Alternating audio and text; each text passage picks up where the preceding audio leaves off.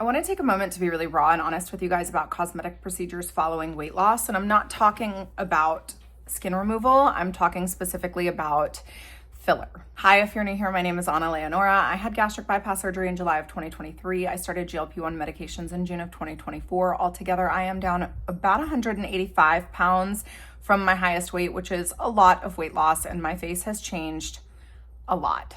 Also, if you follow me on my other platforms on TikTok and Instagram, you know that I love filler and Botox, and I've been doing filler and Botox for years, but I did start my filler journey when I was at a much heavier weight. I'll see if I can't insert some photos in here of my face when I was much younger, prior to any filler in it, and then also when I was at a smaller weight with any filler, and also when I was at a heavier weight without filler.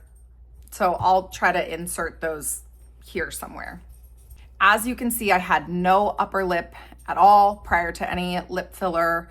I also did do, just for transparency, where I put all my filler. I did put filler in my cheeks. I put filler in the bridge of my nose. I've put filler in my chin, and of course, my lips. When I was at my much heavier weight, my face was a lot larger. It was a lot rounder. So I did a bunch of chin filler to try to help balance that out, and cheek filler.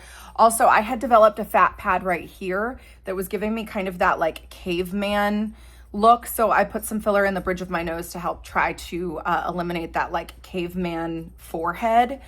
But again, I did all of that when I was at my heavier weight. Now I'm gonna try to insert some photos of my face when I was heavier with the filler. I don't have a ton of photos at my absolute heaviest weight with it, but here are a couple photos of me around this time last year, December-ish of last year, after I had started losing some weight, but I had all the filler in place. And as you can see, it was pretty balanced at that time. However, once I got down to 185 pounds down, it no longer looked that balanced, right? Because again, I had to use a lot of filler to make it noticeable in my bigger face. So I'm gonna insert another photo right here. This was me about 2 weeks ago. Now, just for context, several months ago, I did dissolve my lip filler and refill my lips to a little bit of a smaller size because again, they were just starting to look too big for my current face size. So I did do that some months ago. Now, even in this photo, I think my lips and my chin are fine for my current face, but as you can see, my cheeks were far too pronounced for my much smaller face. And I started getting some very unkind comments here on YouTube and on Instagram. I did not ever get those hate comments on TikTok, but I did get them here on YouTube and on Instagram. People saying that I looked like I was stung by a bee. I looked like I was having an allergic reaction, comparing me to some very unkind things. And while I normally wouldn't let stuff like that get to me, there were just so many comments about it that it did start to get to me. But when I took a good hard look at my face, it's true, my cheeks were too big for my current face size.